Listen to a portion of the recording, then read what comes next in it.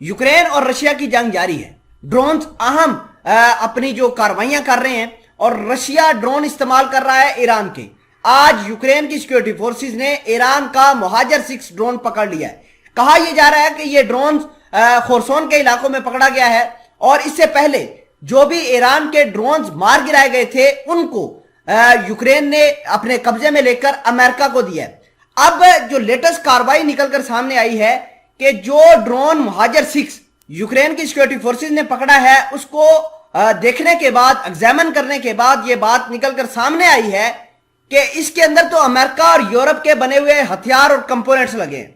आप अंदाजा कीजिए कि ईरान की जो ड्रोन टेक्नोलॉजी है वो किस तरीके से वाइडन कर रही है। और ये ड्रोन जो पकड़ा गया है ये अमेरिका और यूरोप के मुंह पर तमाचा है। यूक्रेन और अमेरिका ने एनालाइज करने के बाद ये ऐलान किया है कि जितने भी ड्रोन्स ईरान के पास हैं जो ज्यादा ताकतवर और ज्यादा तबाही मचा रहे हैं, इनके अंदर अमेरिका के कंपोनेंट्स लगे हैं, टेक्निकल कंपोनेंट्स लगे हैं, नेटो के लगे हैं और इसके अलावा जापान जैसे मुल्कों की टेक्नोलॉजी इसके अंदर इस्तेमाल हुई है।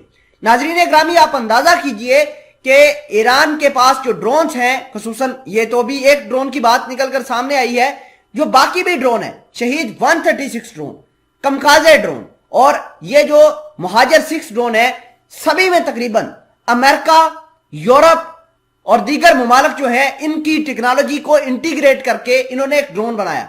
और सबकी टेक्नोलॉजी जब मिलती है तो आप अंदाजा कीजिए कि ये जहाज जो है वो कितने लीथल होंगे। तमाम तर चीजें आज की इस वीडियो में डिटेल के साथ डिस्कस करते हैं।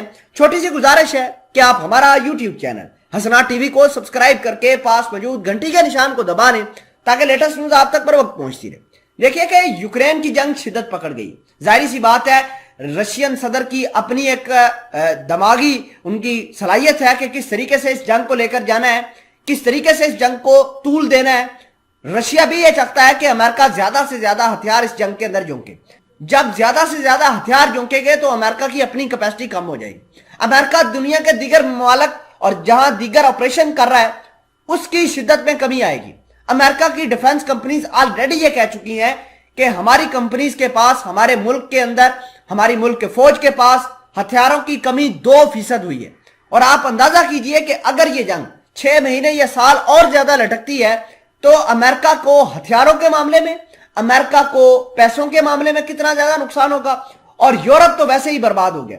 यूरोप के पास न गैस है, न बिजली है, न कोई इस तरह की मसनूआत। और यूरोप के अंदर, खुसूसन नेटो के अंदर दरार पड़ गई है। फ्रांस और जर्मनी जैसे मुल्क रशिया के साथ दोबारा मेल मिलाप करके गैस परचेज करना चाहते हैं क्योंकि लोग सड़कों पर आ गए।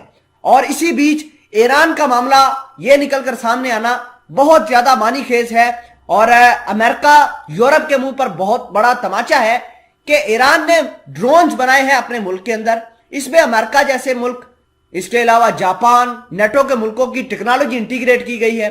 और किस तरीके से ये तबाही कर रहे हैं इस जंग से आपको बाखूबी पता होना चाहिए।